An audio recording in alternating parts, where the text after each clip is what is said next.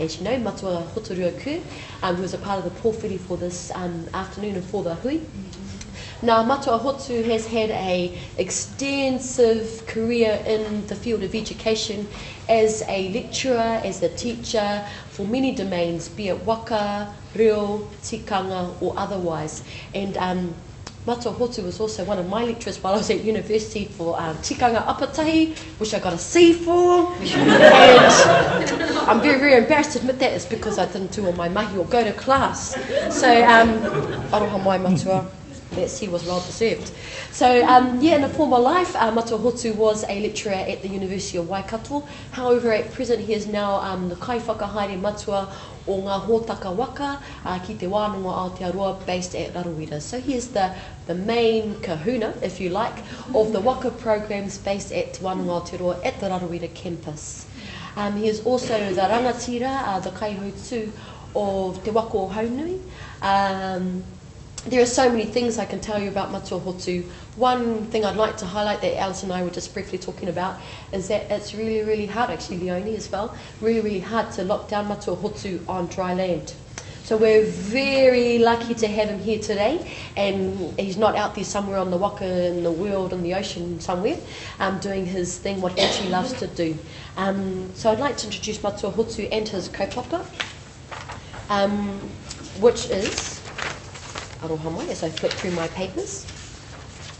So Matua Hotu, in keeping with the theme tātai whetū and navigation and voyaging and things like that, is looking at empowering the whānau through using the waka as a metaphor to be able to create a pathway to journey into the future and create a strong foundation for our families, for our Māori whānau. And there are lots of things that we can liken the metaphor of the waka to, one being te waka tangata, te whare tangata, and since we're talking about sexual and health reproductive systems, it's very apt, sorry, not systems, promotions. So that's what I took from reading about what Matua Hotu is about to talk about. So even though you might not see the direct links about waka and voyaging with the kaupapa of today's conference, there are definite links in terms of how we can survive as whānau in current times and in the future. So without further ado, please welcome Matua Hotu to the stand. Humai te papi papi.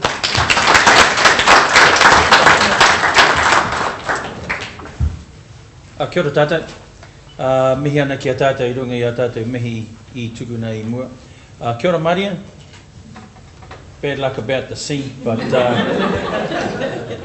I've known Maria for a long time. My son's probably about 25 now, and her twin sister used to babysit him when he was only a little fella, and it's just cool that she's here today to talk about our long ongoing relationship, not just with her, but with her old whānau. Her son paddles with us. He's in one of my little teams that I coach, and quite happy to say he's a national champion, gold medalist at the national championships and all that stuff. So she's a bit modest, but yeah, her son and all her nephews, and they've been doing stuff. Her brother have done stuff with me for a long, long time, ever since they've been little. So, and as she said, you know, she spent all her lifetime here in the Waikato, and probably during most of that lifetime I've been living here too. I'm a Waikato person. My dad's from Kawhia, my mother's from Te Amutu, but I actually went to school in Auckland, and went to school at it was a sort of a little school then. It was just Orehunga High School, just across the Manukau Harbour. I used to live in Mangere Bridge with my parents, and it was a pretty interesting time there, because the general rule was any brown person at our school, by the time you were at the 4th form, you were already figuring out what your job was going to be, or your career, which didn't actually entitle going to school from the 5th form onwards. It's really quite interesting, because I remember in the 6th form, my 6th form teacher telling me, Kerr, I don't know why you came back to school. And then I went to the 7th form. He was our form teacher in the 7th form, and he says, you're just wasting your time here. You know, why did you come here? And I just said, oh, see what happens, you know, because I didn't get UE accredited, so I had to go and sit the blooming exams and all that kind of stuff, and so it was, you know, just spent my last years at high school shocking my teachers, I suppose, was really what was happening. But so then I went to, just did my degree at Auckland University, did my bachelor's there, and did my MA over here at Waikato. But wakas have really been a big part of my life, like all kinds of wakas. Competing with waka. So if you guys ever watch Māori TV and there's waka ama racing going on, most of the kids paddling in there have spent time with me doing all that kind of stuff.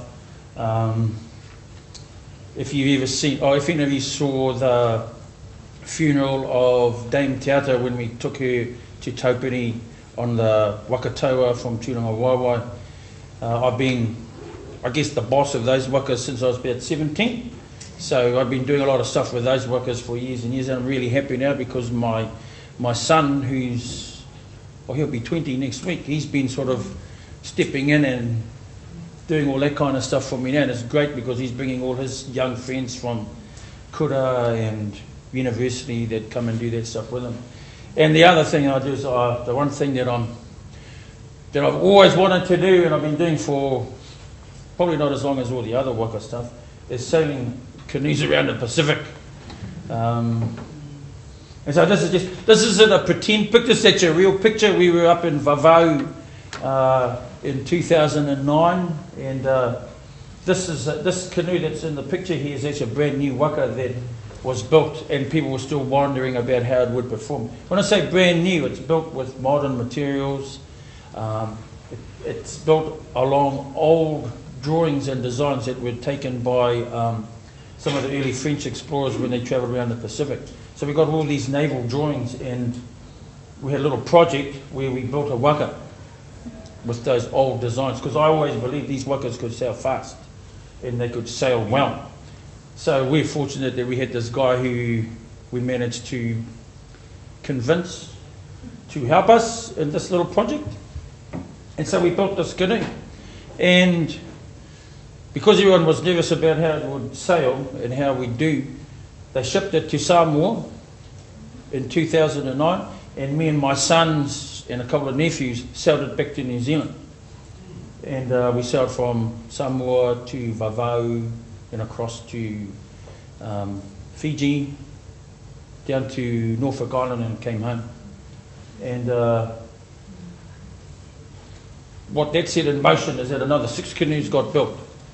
And so I'm going to talk to you a little bit about all of that and some of the other stuff that we do. But I guess when we look at the theme for our little get-together, and we see tātai whetū ki te rangi, mautoni, mautoni, and that whole idea of the stars, they never fade, they're always up there in the sky.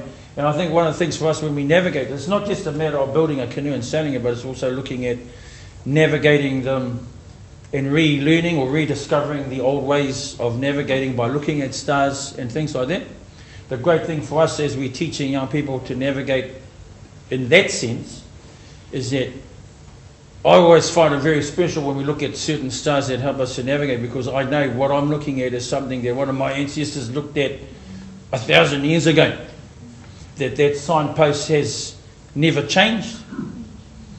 And I guess one of the things that I'm hoping that comes from out of this is that as I talk and as we look at the model, you know, and the waka as a model, probably what I'm saying is maybe navigation should be our model, because we use a compass that tells us, you know, not a compass you hold in your hand that points to north and south and all that. We have this compass in our head that tells us where different stars rise and set. And so if we want to go to a particular island, we use this set of stars when they rise and set to keep us heading in the direction we want in relation to our waka. Now, I guess if we're looking forward, and this is where I'm hoping that you'll climb on board this particular waka that I'm going to talk to you about, is that maybe some of the things that we need to look at for the kaupapa that we're here for with our promoting, I guess not even just sexual reproductive health, but just the general health of our people, is to look at what are the stars that we need to navigate this particular waka to. And so if you can sort of bear with me while I talk about wakas, but maybe transfer that sort of stuff into maybe creating, and I think it's going to come up, creating new stars that are your guiding points around what we're talking about, and I think that'll be really cool. So so the other thing you have to bear with is that we were trying hard with some of our IT stuff, and for the life of me, I couldn't slide my video, the first video I wanted to watch, onto my PowerPoint. So me and Vern, we tried hard again when I got here, but what we're going to do is, in a moment, I'm going to play you some footage of a trip that we did on our Waka and 6 other Wakas that went from here to San Francisco and back. And later on I'll tell you all the places we went to, but some of the cool places were not just some of the Pacific Islands, because those were all cool, but even like sailing down the coast of America and then across to the Cocos Islands, down to the Galapagos Islands, and then back across to Tahiti. So, we sailed Wakas, and they did a lot of cool stuff because, if you start to think about things like, this is totally not related to what I really want to talk to you about, but if you talk about things like, where did the kumara come from and all those things, and people say, because the whakapapa of a kumara is in South America, the fact that we've actually sailed a Waka all the way to America, we've sailed down the coast and then back across the Galapagos Islands, really, really makes me happy. Because it says to me that in the old days that actually could have happened. That we could have done that kind of stuff. So that's the other kind of stuff that I like the Waka as a model for, because it's a model for breaking down impossibilities. It's a model for saying to people, oh no, I actually can do that. And there's something else over that horizon that you can't see, but if I get there and see it, I can come back and tell you about it. So I always tell all the young people who come and sail with me, because everyone thinks astronauts are really, really famous and fabulous, because like guys who stepped on the moon and all that. I keep saying to them, remember, you're descended from people, all of us here, we're all descended from people who were as brave and as powerful and as knowledgeable as any astronaut. Because they sailed over the horizon knowing they had no radio to call back for help. They had nobody watching them to tell them, oh, you're going the wrong way. And there was nobody who could come and find them. Exactly what happens to people when they first started trying to go to the moon. Once you got past the Earth's outer atmosphere, no one could save you. And that's the kind of people we're descended from, all of us here. So I say that to our young people. You come from some of the greatest people the Earth has ever known. The problem was they had no TV cameras back then to record how great they were. So all we have is songs and kōrero that no one believes. Until we do what we do. So you'll see I've got something up here that says destroying the theories. Because one of the greatest things that I like doing is turning up to conferences and people talking about people like Maui and people like that. As I actually say, those are my ancestors. And people say, do you believe that? And I go, yeah, of course I do. They go, why? And I said, because I've done that stuff. And I've taken a whole pile of young people along and they've done it with me. And so it's actually real. It takes things out of the world of myth and legend and makes it real. And so that means, well, I'm hoping anyway, it means for all of us when we sit here and we start navigating what we want to do, that we can look past what people say you can or can't do and look past and say, well, my tupuna could go way over there where no one could see anything. And they came back. Okay, and so we can do that. So what I'm going to do is, we've got a little clip, it's a movie trailer. But it's actually a movie trailer of this voyage that we did, because there's going to be a big documentary coming out at the end of the year, supposedly. So I'm going to play you one movie trailer at the start and one at the end. Okay, so cross your fingers and hopefully it'll work. Let's see how we go, Vern.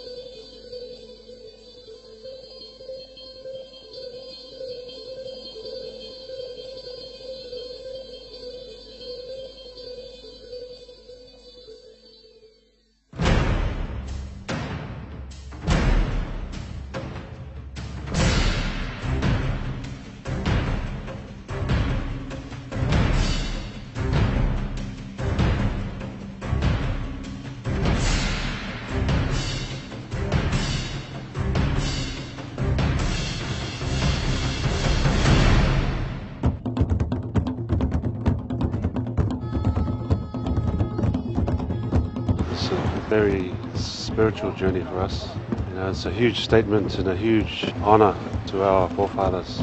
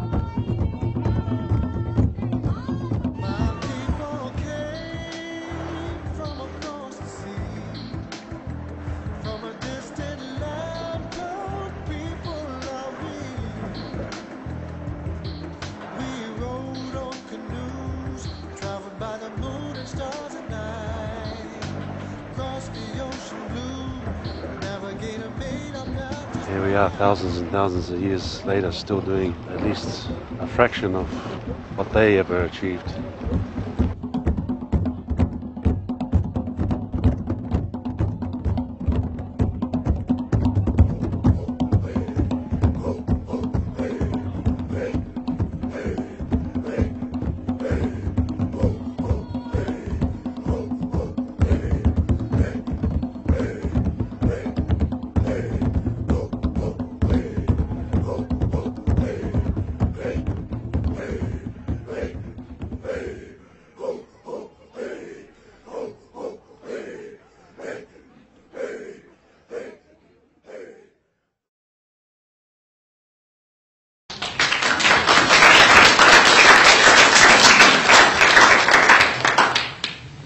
So if you can imagine, you saw that really rough stuff.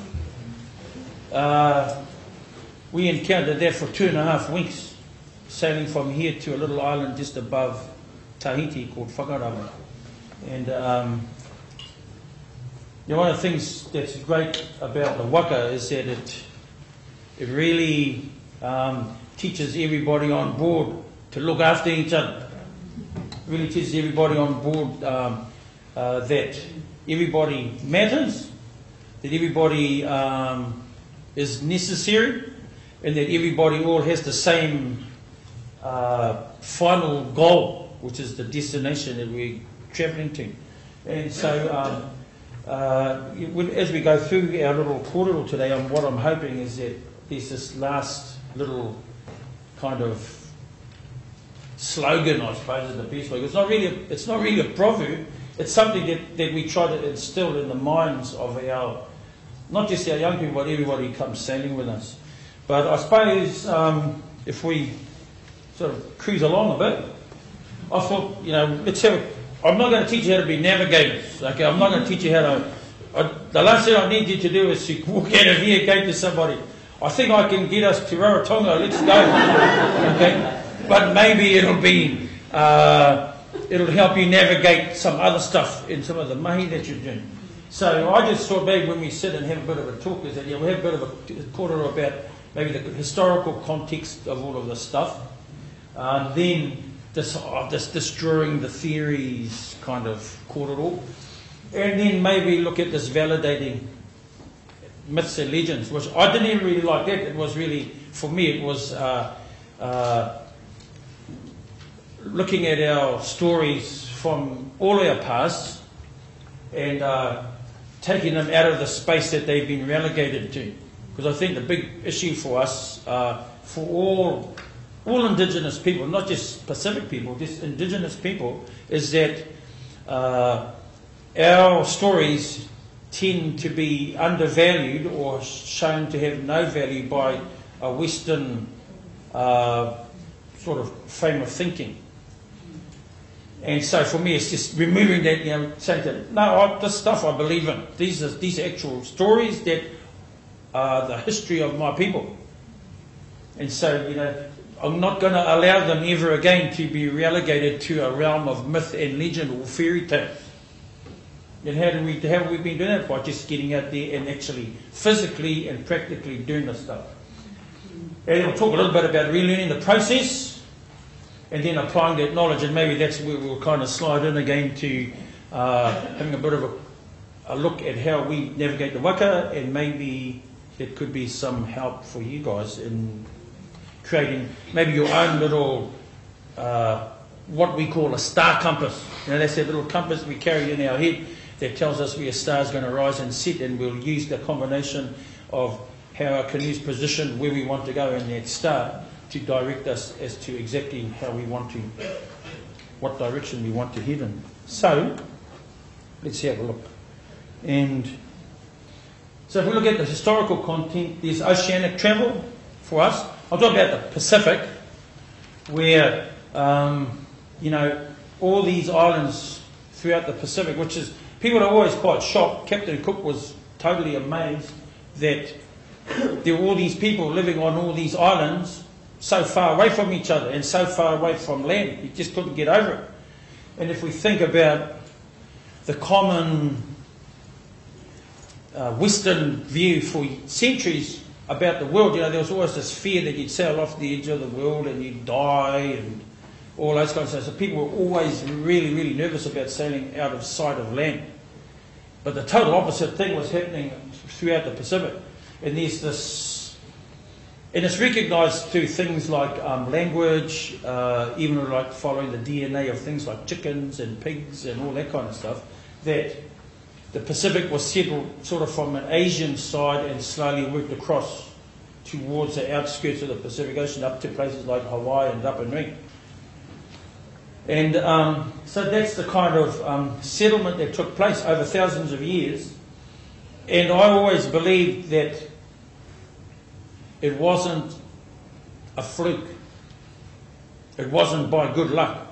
So part of the whole destroying the theories thing for me, by going out and sailing, not just the ability to sail somewhere and come home again, but also the ability to do that by navigating using ancient ways, is the kind of stuff that helps us to say to people who wrote quite powerful books about the sailing knowledge of our people, and say to them, well, that's a load of, I like to say, that's a load of rubbish. Because I don't believe we were orphans of the storm, because there's actually books that talk about that Aotearoa was settled by orphans of the storm.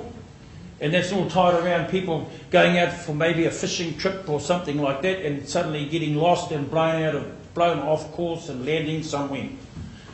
So I never ever bought into that, even when I was a little kid. I just never bought, because all my nannies and koros and that always said, your tupuna came here on a waka, intentionally. That's what they always told me, and I said, yeah, one day I'm going to do that. Ever since I was little, I said, one day I'm going to sail a waka across the ocean. My father thought I was crazy, like that was like all I wanted to do. So, you know, trying to debunk those kinds of theories about us is a really great thing, because I think theories like that are the kinds of things that help perpetuate the whole idea that we're not as clever as we really know we are. That's the big thing, is that we're actually quite clever, but everyone else is so busy telling us we're not, that we start to believe them. So we sort of, if we can get past this, some of the greatest examples of why we should think of ourselves as the cleverest people around. We weren't afraid of sailing off the edge of the earth. We actually were keen to find out more. And what kind of people, or what kind of mindset is a mindset that goes to find something and wants to go further? It's not the mindset of an ordinary person. It's the mindset of someone who wants to learn and wants to know stuff. And so, of course, with us, and we did. The people that mostly that we've been dealing with now is people within Polynesia, but that doesn't mean to say we've sailed our wakas up into the Solomon Islands and places like right up there. The guy who's taught us all how to navigate, to relearn the knowledge behind how to navigate a canoe over thousands of miles comes from Micronesia. We spend a whole lot of time with him. So over the past 30 years, there's been a small bunch of us that have been constantly relearning and rediscovering this kind of mahi. So that's the kind of space we've been cruising around in. It's pretty big. And I don't know if this has got a light on it, but anyway, you can see the triangle that we're talking about. So we've sailed all through there on our Wakas, but we've actually sailed outside of it, gone all the way to America, and come home, and come back through up to the Solomons, and I've listed all the places that we've been to. This is just to give you an idea, because the Pacific Ocean is actually 1/3 of the whole of the Earth's surface. And all our ancestors have been everywhere on them.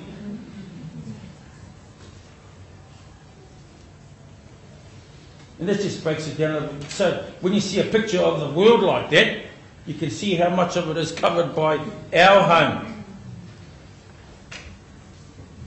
Yeah, I'll just put a little sign over here, just showing how Polynesia was settled. Now we're going through from Tonga and Samoa across to the Marquesas, and then up to Hawaii, out to Rapanui, and then Aotearoa, which was the last place for people to come to. And if you think about it, and even with our sailing, it's actually hard work to get here.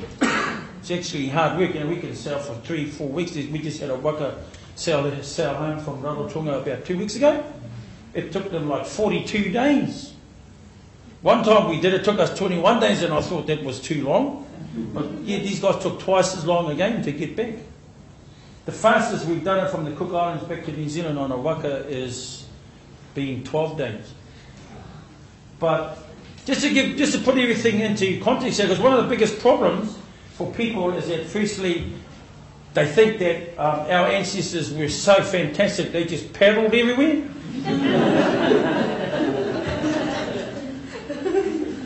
Because that's what everyone says, you know, like I'll disappear for a month or two, I'll come home and they say, oh, where did you go? I say, oh, we took our canoe from, let's say, Fiji to Vanuatu.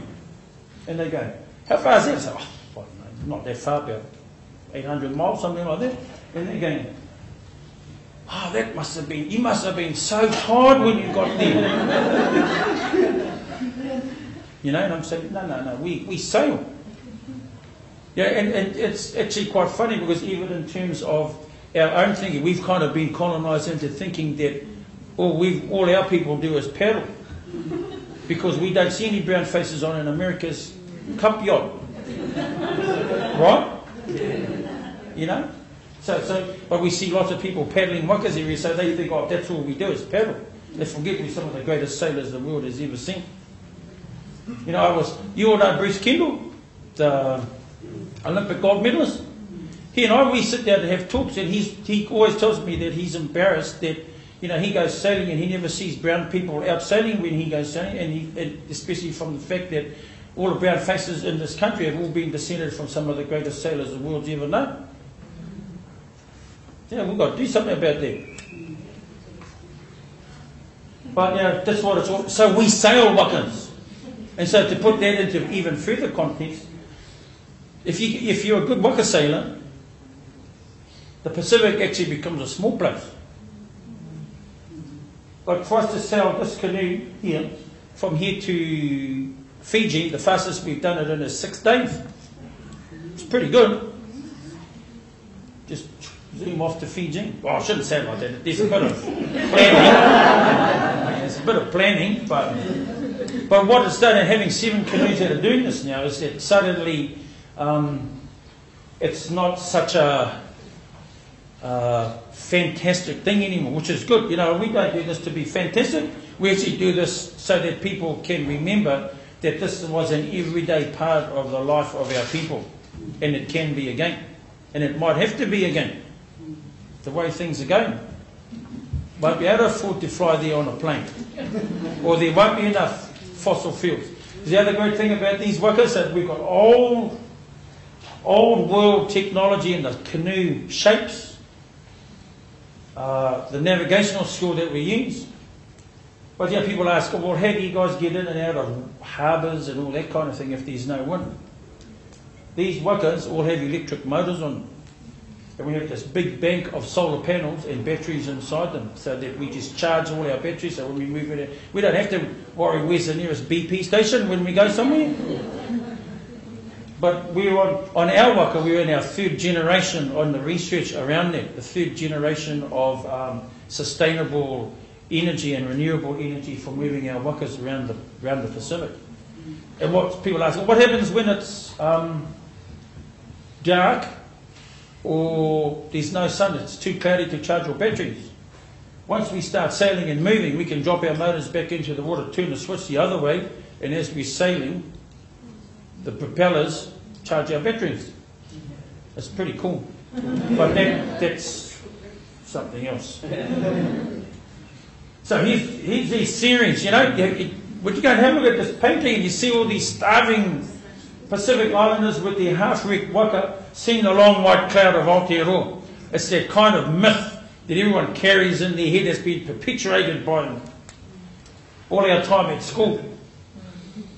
And so it's put all this stuff into this, you know, this world of myth and legend. We have guys after a trip who come home heavier than when they started. Honestly. And so you even see stuff like this. You know, these are the kinds of images that people in Aotearoa have grown up with.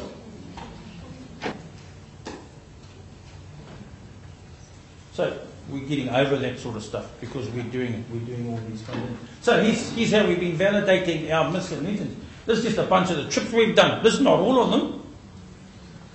But it all really started in 1976 when the Hawaiians built a waka and sailed from Hawaii to Tahiti.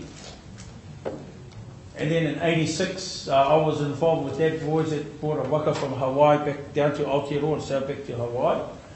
And then a bunch of other sails in the middle, but this was the big one that we did over 2011 and 2012, just over 18 months. So you can see all the places we went. The waka left Aotearoa and wasn't home for 18 months. And just to give you guys an idea, for my crew, we have crews of 16 on our wakas. And out of our 16 on our crew, I had 8 of them. They were all under 19 years old, sort of between 15 and 19 that sailed with us. It was great because I had one guy who was at school, he was always causing trouble. But he was clever because I'd seen him doing maths and stuff. And I went to see the principal and I said, look, what's happening to him? He said, oh, we're thinking we're going to expel him. So I said, I'll tell him to come with us for a year. And a song, we've got a song coming up.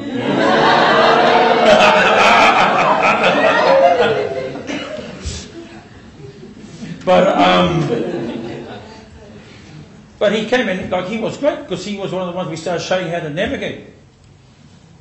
And he was into it. He was fantastic. But when he was at school, he was just a real nuisance. But yeah, as soon as he came out, we got him doing stuff that he wanted to do, that took him away from the boring stuff, or what he thought was really boring at school. And he picked up a whole new world that he lived in. It was great. And then here's our latest one where 2 wakas went from here all the way to Rapa Nui and back. And they just arrived, they were on the news just, you know, like I said, a week or 2 weeks ago. So this is all the kind of stuff that we've been getting into really to validate. Not that we have to. Like for me, it's not really, I don't feel like I have to validate stuff to my own people. The problem is that we sort of have to end up validating this kind of stuff to everybody else because they still think that this is all kind of fairy tale sorts of stuff. So, you know, I'm not going to go through all of these things, but it's just to give you an idea of, it's not something that we've just done in the last year or so. We've been doing this for 30 years. So what sort of model have we got here with our waka? You know, I use our waka as a tikanga base. So for when I say that, I guess it's around teaching what are the kinds of things you need to do to be a good person. You know, what are the kinds of things? What kind of things? Because when we're sailing, I need good people. Because when you're stuck with 16 people on a space like about half the size of this room for 40 days, 30 days, even 1 week sometimes. You've all got to be able to live together. You've got to be able to do a whole lot of stuff together. You'll need to make sure that you're healthy. Because as soon as one person gets sick, everyone goes like that if we're not careful. So yeah, there's a whole lot of stuff around the tikanga on our waka that's actually quite a lot. In many ways it's very different to what happens on land.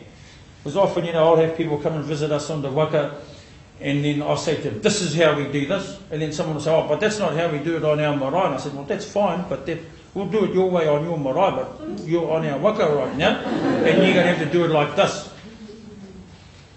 And just think for a moment too, if I step back to that whole exploding the myths kind of thing, I think the other thing that's important for us to understand is that there's still a heap of people who walk around who think that this whole waka business is just a man's job. I think you need to sort of get it straight through everybody's head that it's something that we all do. And, some of my... I'm not trying to sound that they're my favourites or anything, but some of the best and most dedicated sailors on our waka have been some of the young women who've sailed with us. Because one of the things that I've always found, and I've noticed it on some of the other cruise too, is that if they've got all male crews and they sort of sail into a place very, very excited. But I think, our waka, we always show with about a half and half mix. And it's a very well-balanced kind of thinking that takes place all the time. And everyone works well together. So, everyone sails into a place and they are always thinking about each other all the time. Everyone thinks about each other. When we land, it's not running off. Let's go and do some hunting somewhere. It's like, when we get there, is everybody okay? Who needs this? Who needs that? Are we all good? How's our waka? Once that's all done, then we might go for a cruise somewhere. But it's that kind of thing, that whole tikanga that comes with living together on the waka in a confined space for a long period of time. And I guess part of that too is that it can, without reasonable leadership, that could quite easily fall apart. Our waka is a base for wānanga. So it's not just, before we leave, but sometimes while we're sailing, things will happen or we will see where we can sit down and say, look, we've got a bit of quiet time, let's sit down and talk about them. That's the other great thing that I like about us when we're sailing. If there's any issues, I can call our crew together and say, look, there's something that's come up today that's bothering me, or it's bothering someone in the crew. So they'll come and ask me and say, oh, Matua, there's something we're not very happy about. So we ask ourselves, all right, everybody, it's pretty quiet now, let's all come and sit down and we can say, this is what we're noticing. What do we need to do to make sure that's not going to happen again, or make sure, what are we going to agree to make sure that this isn't going to become a problem for us. Even relationships, that kind of whole wānanga thing around relationships, because I actually have quite a strong tikanga on our waka that I've had heaps of people, partners ask, oh, can we come on the waka? And I said, well, come and sail around with me for a little while, just around here, or just if there's some other stuff going on, come and do some stuff with me. And they go, oh no, we were going to say, no, I need to see what you're doing, because if you're together with me on a 3-week voyage and you start arguing, it's going to be an issue for everybody on board, because there's nowhere you can hide from stuff like that. And you can't have a quiet argument. There's no place you can go for a quiet argument. It's really, really hard, because it's a very communal place. All those types of things. One of the things that I've instituted for our waka is that, see, what was happening was sometimes relationships would form with, especially when we had our fleet sailing, relationships would form with people from our canoe and people from other canoes. And so as soon as I noticed those kind of things happening, what I would do, I would actually, whenever we parked up, I'd actually call a meeting with the captain of the other canoe and whoever was involved. Call them onto my canoe and say, we just need to have a bit of a discussion about what's happening here. and lay some kind of baseline tikanga or some baseline rules about how this is going to work. You know, and it worked really, really well. You know, everybody thought, okay, that's fine. Because what, you know, a really big part of it is these rangatinata. It's not about who's in charge of the waka, but every person on the waka has their own rangatiratanga as well. And the waka has its own rangatiratanga. And so for us to operate well to enhance the rangatiratanga, or maybe mana of our waka, we've got to sort of do things in a way that respects each other's rangatiratanga as individuals and that of our waka as well. And if we do all those things, so in terms of our social compass, those are some of the little stars that we sort of put around our horizon. We say, this is what we want to see over here, this is what we've got to try and navigate over to that one, all right? And so people come to the party on those kind of things. So this last thing I have here is wakatanga. That's my little word, because when I use that, what I talk about is all these things that are listed, that are bulleted on that other side. There's a whole lot of stuff. There's just a few of them. So I just sort of thought, now, what's some of the ones that I kind of talk about often when I'm talking to our crew? You know, I'm talking about, you know, wairuatanga. Got to say to you, you know, when you saw that rough stuff, when you're going through some really big waves that are 10, 12 metres high, crashing around in front of you, suddenly the most un-wairua person ever on your canoe will be a wairua person. True, you'll see them, you know, they'll come up, Matua, can you do a karakia for us, please? Okay, let's have a karakia. You know, suddenly they know that they're actually very insignificant. You know, because I even had that talk to them, I said, look, if we died tomorrow, what's going to change? Nothing really. So get over how famous you think you are, and just get on with what our mahi is all about, which is to get our waka, our crew, and our kaupapa safely to the next place. Kotahitanga. Can't do it without kotahitanga. You can't be sailing along and have one person decide they don't want to do what the rest of the plan is. It's not going to work. If we have had people like that, and at the end of the day we just have to say, you sit over there, you be safe, because when we get there, we're going to swap you with somebody else. You know, we won't. I guess what I'm saying that's important is that we don't sit there and go, we'll just throw that person overboard. What I'm saying though is that it's important that we look after this person until we get to that point where that person has got to go on a new waka. And usually, whenever it has happened, it's been like, you know, that waka in New Zealand or Virgin Airlines on that waka going home, because they have a hard time being on any of the other wakas too, because whatever problems they create with us on our one, it's going to be recreated somewhere else. So then they sort of don't have the goods, I guess, to work on that kaupapa, to be in that waka. So that's where our manaakitanga and all that comes in. We still got to look after each other and just make sure we get them there safely, so we can send them safely on their way. And looking after each other, looking after our waka. And whanaungatanga and all that stuff's tied into it, kaitiaki. These are going to probably become a little bit more emphasised when we finish, when I just show you that last little slogan that I was talking to you about. Our pukenga and our mātauranga, the knowledge around what we do and the ability to implement that knowledge is all tied up in that stuff. Because at the end of the day, what do? We're trying to keep our waka safe, we're trying to look after everybody on board, and we've all got a common goal, which is to get to the next island. Everyone's got those things. They know those are their duties. And they have to weave all these things together for that common success. And so when you get off at that island and everyone, you know, you have everybody on those islands, they're absolutely amazed that we can do these things, only because I think we are emulating the feats of our ancestors. So lots of people just really, really think it's just fantastic that we sailed in there on canoe.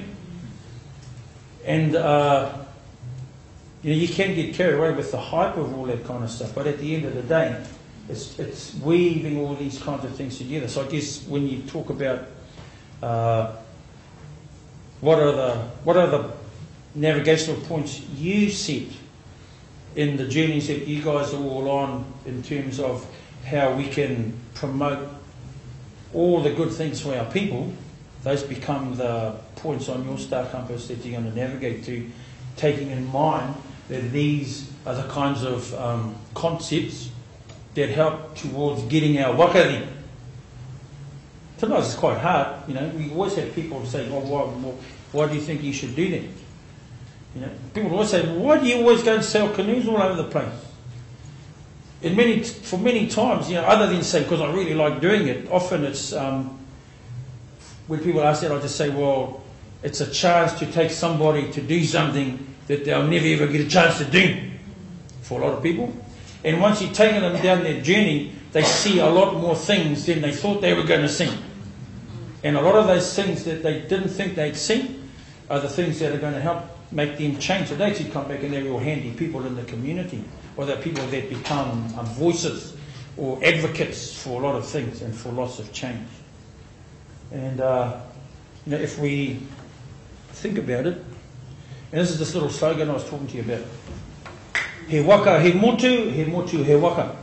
What that's saying to us is that your canoe is like an island. And the island is like your canoe. And that talks about everything that's required to get a canoe from point A to point B. Because, yeah, if you think about it, when we jump on a waka, the only stuff that we have on there for our well-being is what we put on there. Our knowledge, our attitude, the food and the water that we load on. And we have to treat that canoe and all the resources on board with the utmost respect so that we have enough to get to the next place alive and well. And in saying that, if we can take that same attitude from off the canoe and then move that into our whanau, our hapu and our iwi, our communities, what we start doing is we start treating our land with the same kind of respect and treat ourselves.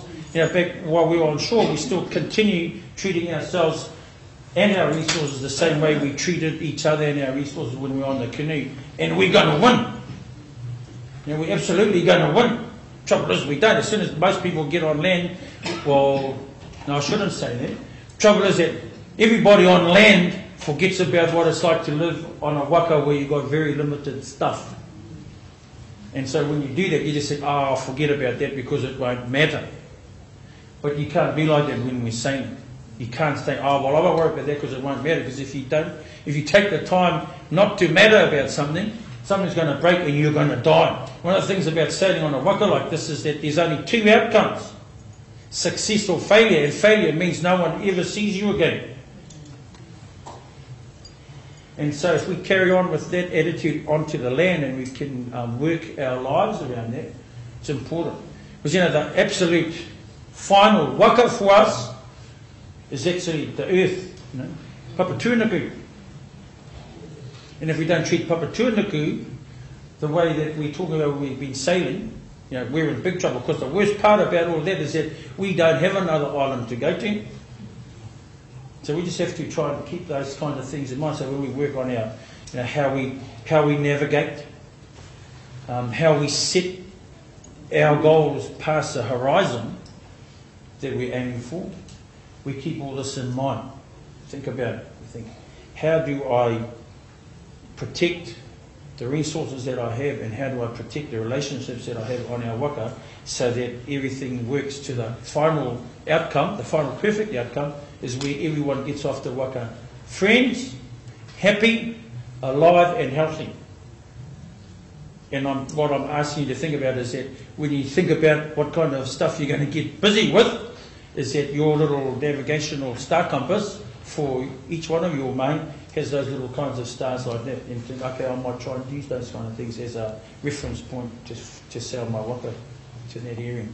So just, I guess, as a final comment, I suppose, some of these young people that I've sailed with, I I wouldn't want to be on a waka with anybody else but them.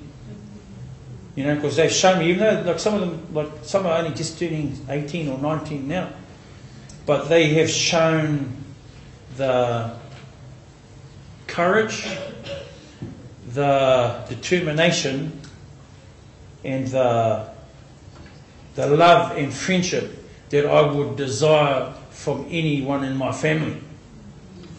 And this is my crew that sells, and these are these young people. And so if we're talking about what can we do to help in, you know, promoting the health and awareness for our young people, I think some of them are the best. They're the best advocates for this kind of koro. They don't need an old guy like me saying, you should do this or you should do that. But some of them are these are some of the best advocates, because when they step off a waka with me, when we land on an island, those are the first people that young people walk up to and saying, tell me what you did. So I want to ask Vern to put on trailer 2 of our trip, because it's got some footage of us landing in San Francisco and places like that in the Galapagos Islands. And I'll leave it at that.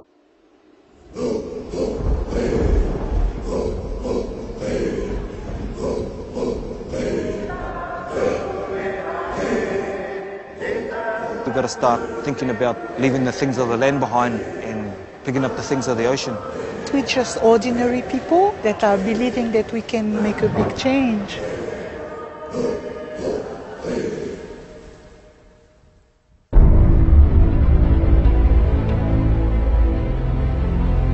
Embedded in the spirits of a lot of the voyages on these canoes is the strong belief that we can make a difference.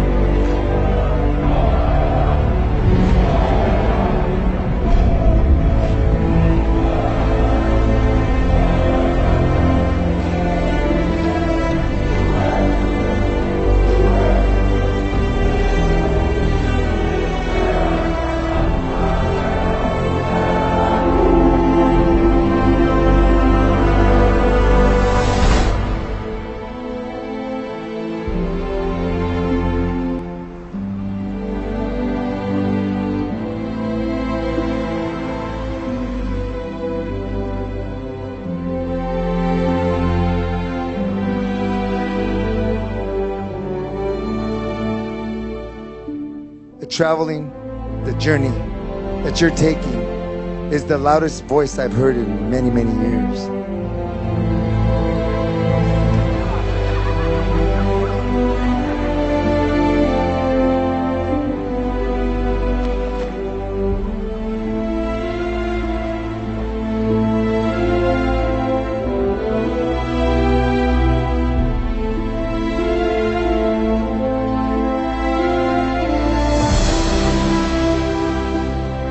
When we saw you sailing in, we were greeting our family.